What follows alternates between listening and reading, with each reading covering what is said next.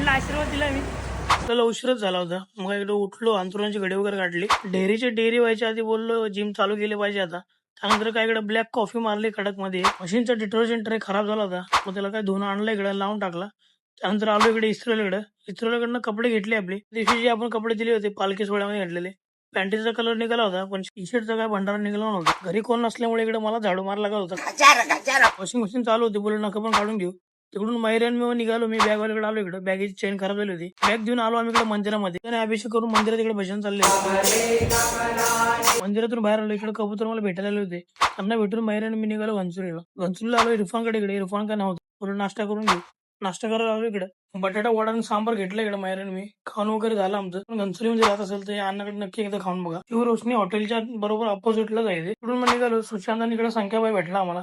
तिकडून मला मी बॅग घेण्यासाठी. बॅगेच्या या 2 चैनी आपण चेंज केल्या होत्या. घरी जाताना त्या संख्या व्हायला इकडे रेड हँड पकडला आम्ही. सोमडीत कोंबडी इथे ज्यूस पीत होता. अचानक टेम्पोवरती नजर गेली. डॉगेश बाई बोललो वरती चढून काय चाललंय इकडं. आता आपल्याला भेटायला आपलं फॅन आलाय. फॅनला आशीर्वाद दिला मी. स्वप्नासोबत मस्ती वगैरे केली. तिकडून निघालो संख्येन मी अंडी घेऊन घरी. मग घरी आलो. दुपारच्या टाइमला इकडे ब्लॅक टी मारली कडक मध्ये. घरी कोण नसल्यामुळे इकडे देवाला बत्ती करून घेतली मी. आणि नंतर इकडे पिक्चर बघत बसलो. भूक लागली होती. मग इकडे पिक्चर बघत बघत चकल्या बिकल्या खात बसलो. आणि जर तुम्हाला आजचा आपला ब्लॉग आवडला असेल लाईक कमेंट शेअर आणि फॉलो करा आपल्याला.